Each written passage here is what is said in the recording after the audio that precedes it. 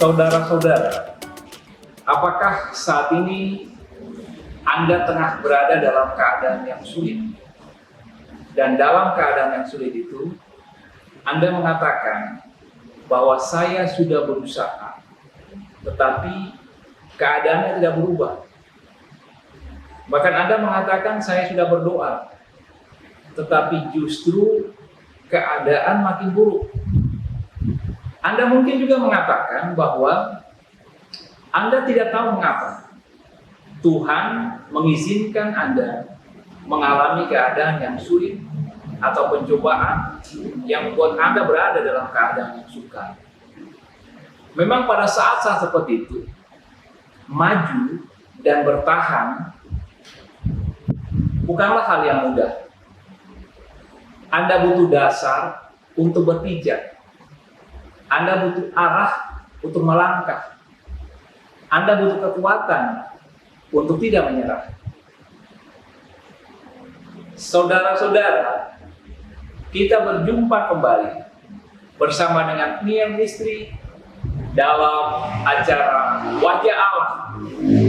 Kali ini kita akan membahas tema teguh, kukuh, berlapis iman. Ketika keadaan-keadaan hidup bertambah berat, menyerah bukanlah pilihan bagi Anda. Meskipun bertahan dan maju bukanlah hal yang mudah, tapi sekali lagi, menyerah bagi orang percaya bukanlah sebuah pilihan ketika keadaan hidup menjadi berat. Ketika Anda mengatakan, saya tengah mengalami kesukaran, silakan Anda mengatakan kesukaran apa yang tengah Anda alami. Mengapa dikatakan bahwa menyerah bukanlah pilihan bagi orang percaya? Saudara-saudara, Alkitab menyaksikan tentang tokoh-tokoh di dalam Alkitab yang bertahan ketika keadaan hidup menjadi sukar dan sulit, tidak menyerah. Dan ketika mereka bertahan melewati keadaan-keadaan yang tidak mudah itu, ketika mereka tetap teguh, kukuh, berpegang pada iman, memiliki pengharapan, Alkitab mencatat bahwa mereka kemudian mengalami kemenangan-kemenangan yang besar dalam kehidupan. Dari Alkitab berbicara tentang kehidupan yang baik dan merosot menjadi buruk, bahkan semakin bertambah buruk, maka kita belajar pada saat ini dari tokoh Alkitab yaitu Yusuf. Yusuf merupakan anak kesayangan daripada ayahnya. Dia diistimewakan lebih daripada saudara-saudaranya. Tetapi dari keadaan sebagai anak yang disayangi, dia merosot. Dia dibenci oleh saudara-saudaranya. Rencananya dia dibunuh, tetapi tidak jadi. Dia dijual oleh saudara-saudaranya. Dijual sebagai budak. Anak kesayangan, merosot kehidupannya, menjadi budak, bahkan di negeri yang asing. Dia harus beradaptasi dengan keadaan yang baru, bahasa yang baru, lalu beradaptasi dari keadaan di mana dia menjadi pusat perhatian, menjadi seseorang yang harus bekerja keras untuk kehidupannya. Tidak sampai di situ, dia kemudian difitnah, melakukan zina dengan istri tuannya. Dia ada di penjara. Saudara-saudara bisa bayangkan, Yusuf, keadaannya makin merosot. Keadaan hidupnya makin sukar. Dia berusaha keluar, tetapi justru dia mendapatkan hidupnya pada sebuah dasar kehidupan, lubang kehidupan, di mana keadaan hidup makin sukar. Ketika di penjara, dia menolong juru minum dari raja. Tetapi yang terjadi kemudian, kebaikannya dilupakan oleh juru minum itu. Dan dia tetap ada di penjara. Apakah Yusuf menyerah? Yusuf tidak menyerah. Dan ketika Yusuf tidak menyerah, Yusuf tetap teguh dan kukuh dalam imannya. Tuhan mengangkat Yusuf. Yusuf kemudian menjadi orang nomor 2 di Mesir.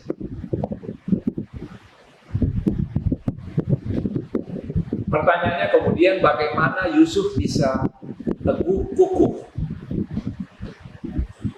tetap bertahan dalam keadaan yang sukar sampai dia mengalami tindakan Tuhan yang mengangkat dia.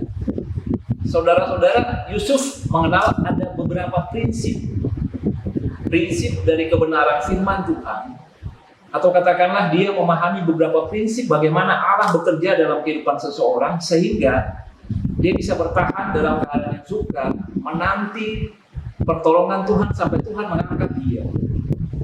Hal yang pertama, Alkitab mencatat dalam kitab Kejadian kisah tentang Yusuf. Yusuf meyakini sungguh bahwa Allah melihat apa yang dia alami dan Allah peduli terhadap apa yang dia alami.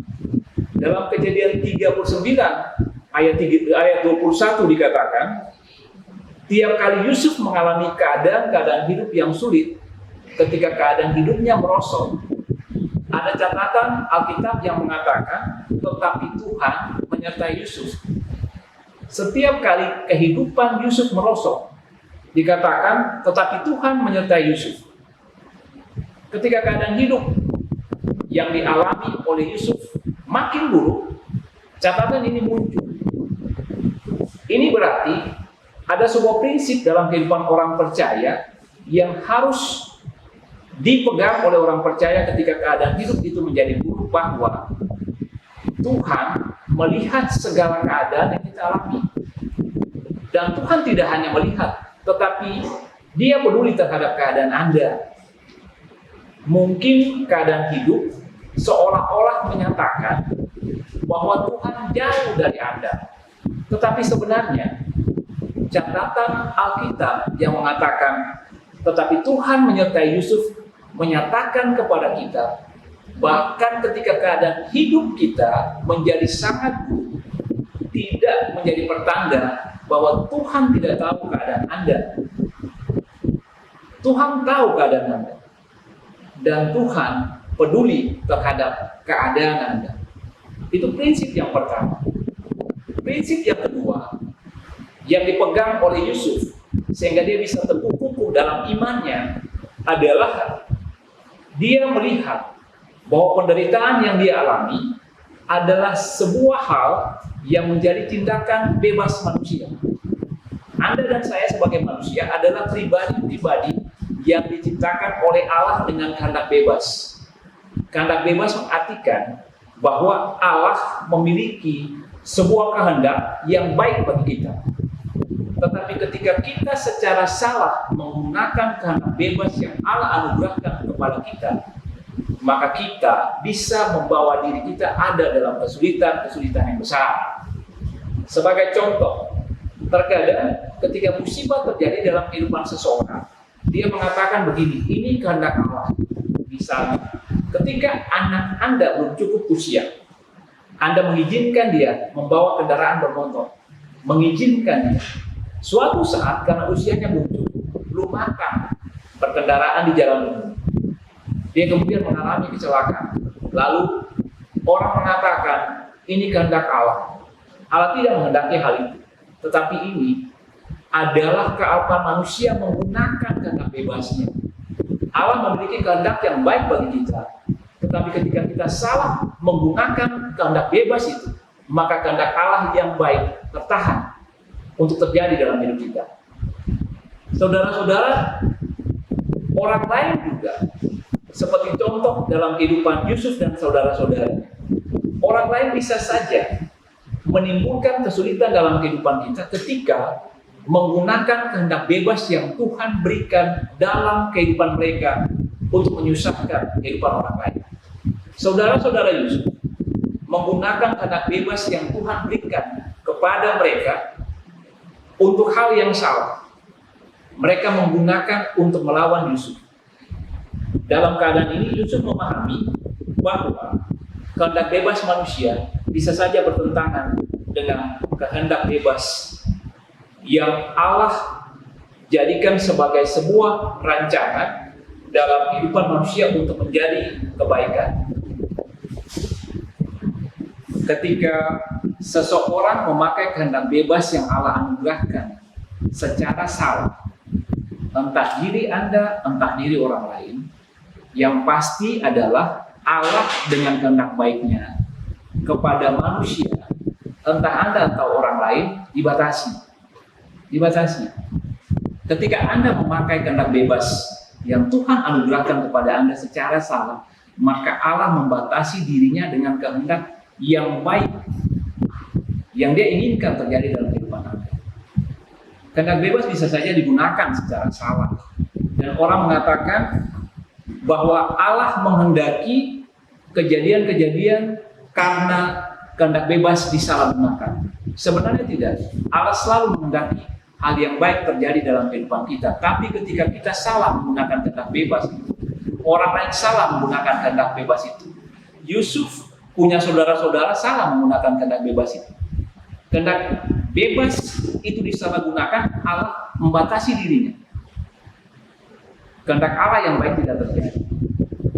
Saudara-saudara, ketika kita ada dalam keadaan hidup yang sukar, makin merosot, mungkin kita bertanya, segala sesuatu telah kita lakukan.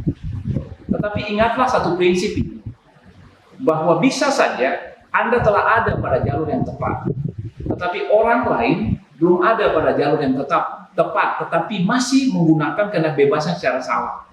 Misalnya dalam persoalan keluarga, bisa saja ketika terjadi masalah Anda dengan pasangan Anda mengatakan, saya sudah berdoa, saya sudah berusaha berubah, tetapi kenapa keadaan keluarga saya belum membaik? Nah, bisa saja pasangan Anda yang belum berubah dan masih menggunakan kehendak bebasnya tidak sesuai dengan apa yang Allah kehendaki. Sehingga kehendak Allah yang baik itu tidak terjadi dalam kehidupan keluarga Anda.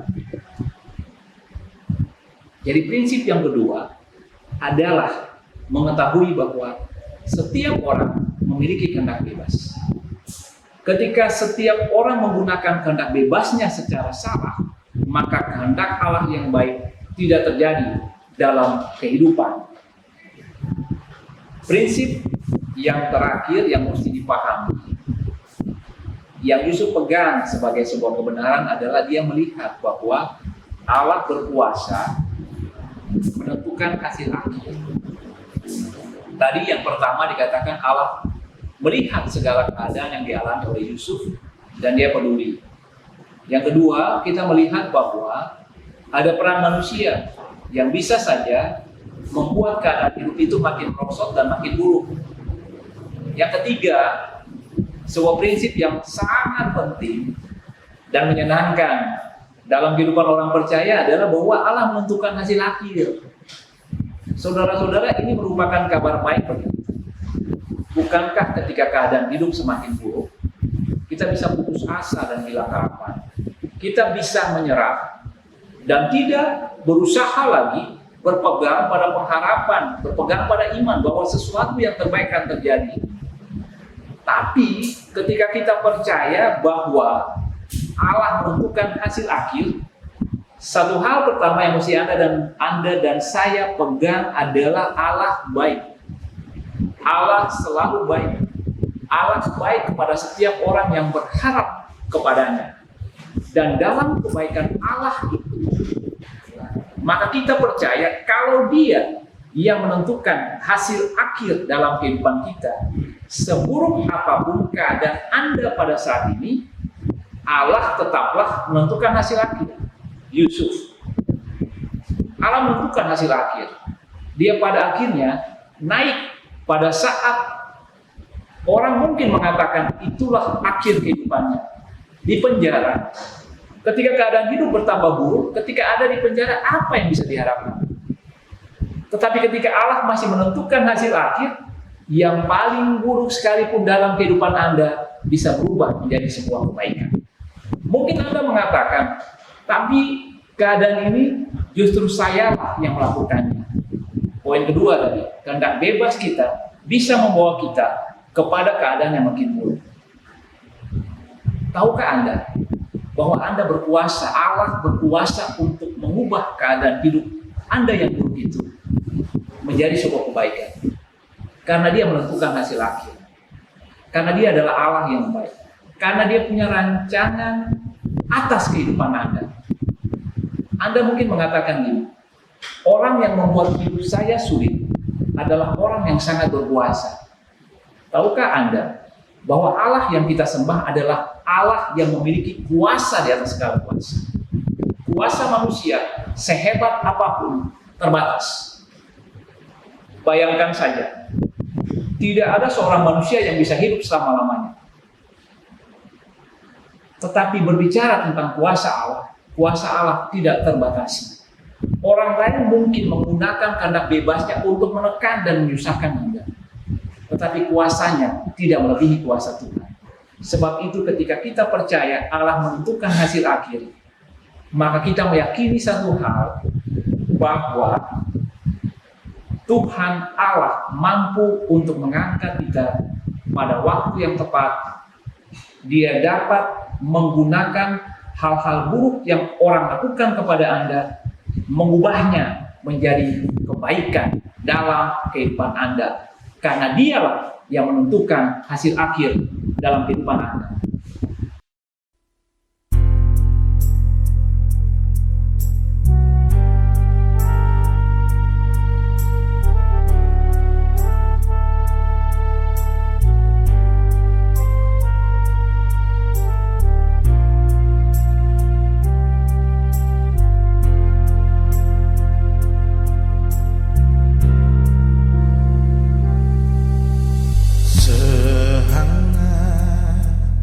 Matahari menyinari bumi,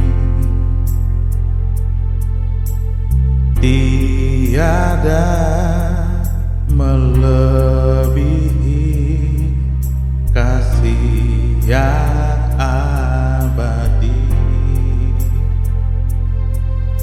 Hujan badai, gunung lautan seakan menjadi saksi. Hanya Dia lentera jiwa dalam duka dan dalam bahagia.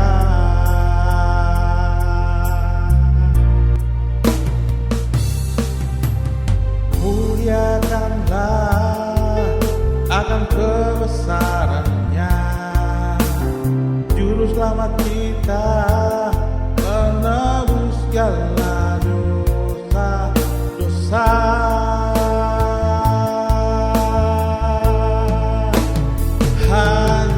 Hanyalah Dia yang kuasa di dunia dan di surga selamanya.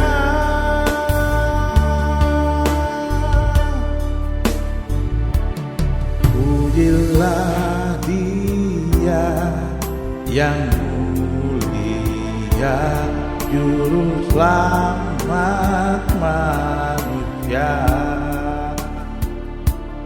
Sembah dan sujud ku panjatkan hanyalah kepada-Nya.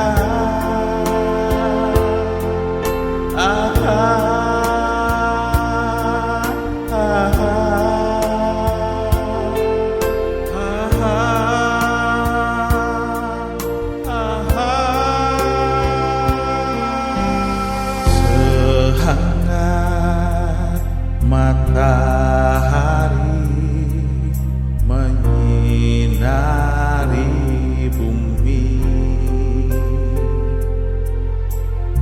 tiada melebihi kasih yang abadi.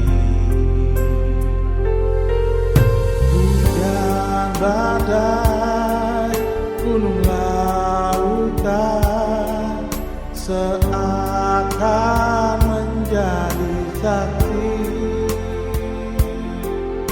Hanya Dia lentera jiwa dalam duka dan dalam bahagia.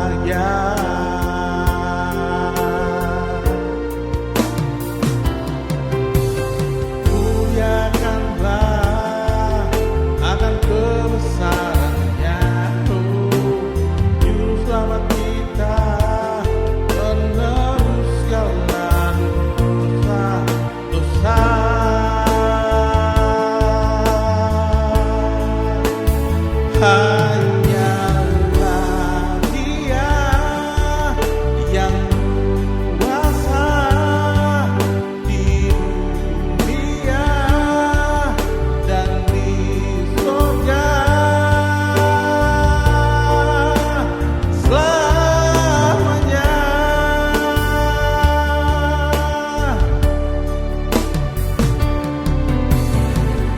Biarkanlah akan kesannya, Juru Selamat kita, penebus segala dosa-dosa.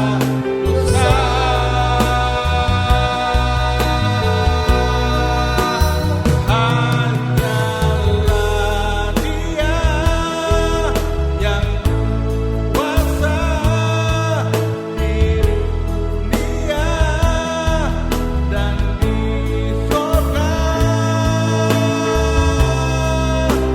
selamanya.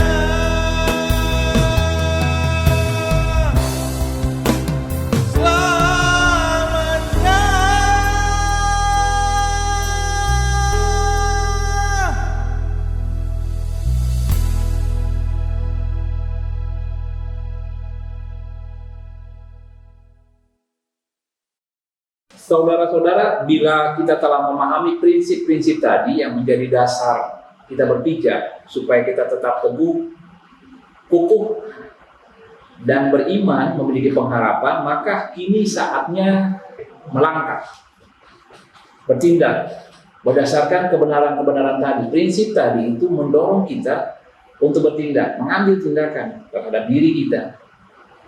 Yang pertama yang mesti dilakukan adalah jangan mempersulit diri dengan mengasihani diri sendiri. Nah, biasanya orang nih kalau terpuruk, dia mulai menganggap dirinya itu buruk. Dia merasa bahwa dirinya tidak punya sesuatu yang baik. Tidak ada artinya, katakanlah begitu. Lalu menyalahkan diri sendiri. Ketika Anda mengasihani diri, melihat diri Anda buruk, lalu kemudian menyalahkan diri sendiri, maka Anda akan selalu melihat bahwa diri Anda kurang. Ketika Anda melihat selalu diri Anda itu kurang, maka Anda tidak akan melihat bahwa ada hal-hal yang baik yang ada dalam diri Anda. Dan ketika ada dalam keadaan sulit, kalau Anda melihat bahwa tidak ada yang baik dalam diri Anda, bagaimana Anda bisa keluar dari keadaan hidup yang sulit itu? Sebab itu, prinsip-prinsip tadi mesti dikembangkan dengan jangan mempersulit diri Anda dengan mengasihani diri sendiri. Mengatakan, saya merasa saya tidak berharga lagi. Saya merasa saya sangat buruk. Saya merasa saya tidak berguna. Bagaimana saya bisa keluar dari keadaan ini apabila saya merasa saya tidak bisa melakukan apa-apa? Tidak seperti itu. Yang kedua, ketika orang mengasihani dirinya, orang akan membawa kepahitan dalam dirinya. Hati-hati dengan kepahitan. Karena kepahitan akan menghalangi Anda untuk membangun sebuah relasi dengan Tuhan. Kepahitan akan menjauhkan Anda dari orang lain dan juga menjauhkan Anda dari Tuhan. Padahal ketika Anda ada dalam keadaan sukar, maka Anda membutuhkan pertolongan Tuhan. Ingat, prinsip yang pertama bahwa Tuhan melihat keadaan Anda dan kemudian Tuhan peduli terhadap keadaan Anda. Lalu prinsip yang ketiga mengatakan bahwa Tuhan menentukan hasil akhir berdasarkan kebaikan dan kemurahan-Nya. Ketika Anda mengalami kepahitan, maka Anda tengah menarik diri dari Tuhan dan mengatakan bahwa Tuhan tidak baik pada saya. Dan ketika Anda mengatakan Tuhan tidak baik pada Anda tengah menutup pintu untuk Tuhan menolong Anda. Lepaskan kepahitan itu. Jangan pernah berpikir bahwa Tuhan tidak baik terhadap diri Anda. Tetapi justru Anda mesti mengatakan bahwa Tuhan baik dan Tuhan mau menolong Anda. Jadi di sini yang mesti dilakukan adalah bersikap realistis. Realistislah terhadap keadaan Anda. Realistis berarti tidak menyalahkan diri sendiri, menyalahkan orang lain, menyalahkan Tuhan, dan ada dalam kepahitan. Realistis adalah Anda melihat apa yang masih salah, yang mesti diperbaiki dalam kehidupan Anda. perbaikilah itu. Karena bisa saja keadaan-keadaan yang sukar, kemerosotan demi kemerosotan terjadi karena Anda salah menggunakan kehendak bebas Anda. Yang kedua, lihat yang masih ada, bukan yang tidak ada. Lihat yang masih ada itu adalah modal Anda untuk keluar. Itu yang akan membantu Anda untuk keluar, yang masih ada. Jangan arahkan pandangan pada apa yang hilang, pada apa yang tidak ada. Anda akan menjadi lemah karena Anda mengatakan, saya tidak memiliki apa-apa lagi. Lihat pada apa yang masih ada. Lalu, tetapkan apa yang mesti dibuat. Perbaiki kesalahan, lihat yang masih ada, tetapkan apa yang mesti dibuat. Apa yang masih bisa Anda lakukan dalam keadaan yang sulit itu, maksimalkan segala potensi kekuatan Anda untuk melakukan apa yang masih bisa Anda buat. Saudara-saudara, serahkanlah segala sesuatu yang Anda lakukan pada Tuhan. Ya. Jangan mundur. Dia tidak pernah menghendaki hal yang buruk terus-menerus terjadi dalam kehidupan Anda. Dalam iman, percayalah bahwa Allah baik dan menghendaki yang baik terjadi dalam kehidupan Anda. Allah menghendaki yang baik terjadi dalam kehidupan Anda. Mintalah Dia untuk menolong Anda. Inilah tindakan yang mesti diambil, yang mesti dilakukan berdasarkan 3 prinsip pertama yang tadi sudah dikatakan. Saudara-saudara, krisis mungkin masih tetap berlangsung dalam kehidupan Anda. Tapi Anda mesti tetap teguh kukuh, berpegang pada iman Anda. Percaya pada Tuhan bahwa Dia akan bertindak. Amsal 3 ayat 5 mengatakan begini. Akuilah Dia dalam segala lakumu, maka Ia akan meluruskan jalanmu. Ayat tadi mengatakan bahwa jangan Anda bersandar pada akal atau pikiran Anda yang terbatas. Anda akan membatasi Tuhan untuk menolong Anda. Bisa saja Anda berpikir tentang hal-hal tertentu menolong Anda, dan Anda hanya memusatkan perhatian di situ. Berarti Anda tengah membatasi Tuhan untuk menolong Anda. Lalu mungkin Anda mengatakan, rencana saya gagal. Ya, rencana Anda gagal. Tetapi rencana Tuhan tidak akan pernah gagal untuk mewujudkan sesuatu yang baik yang direncanakan dalam kehidupan Anda. Rencana Anda mungkin gagal, tetapi rencana Tuhan tidak akan pernah gagal dalam kehidupan Anda.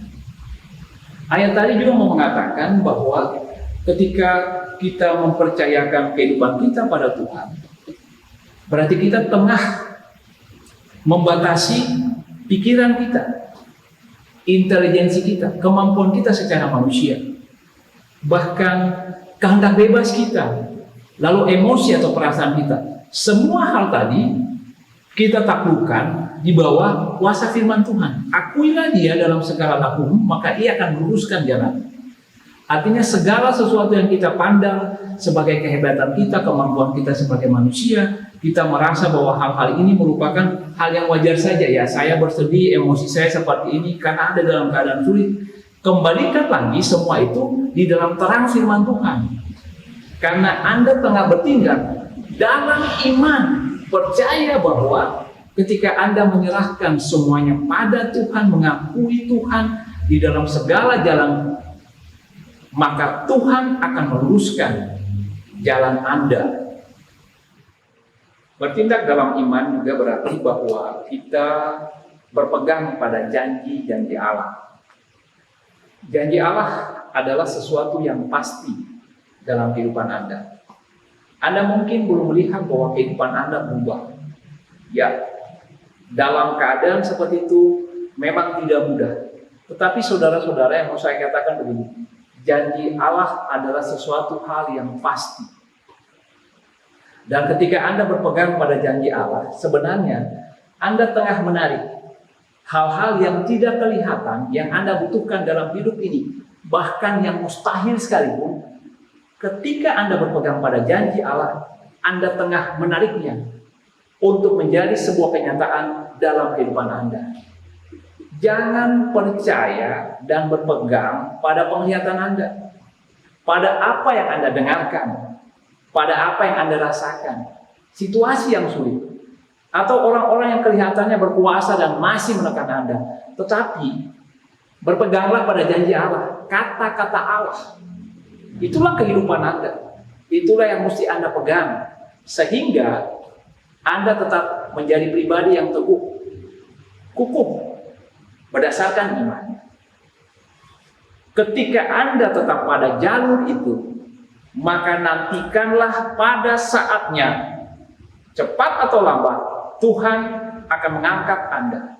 Sama seperti Yusuf, Tuhan juga mau melakukannya dalam kehidupan Anda. Kita mengakhiri acara Wajah Allah pada saat ini. Tuhan Yesus memberkati saudara-saudari. Kamu dapat, kamu bisa. Sampai berjumpa kembali di minggu depan. Shalom.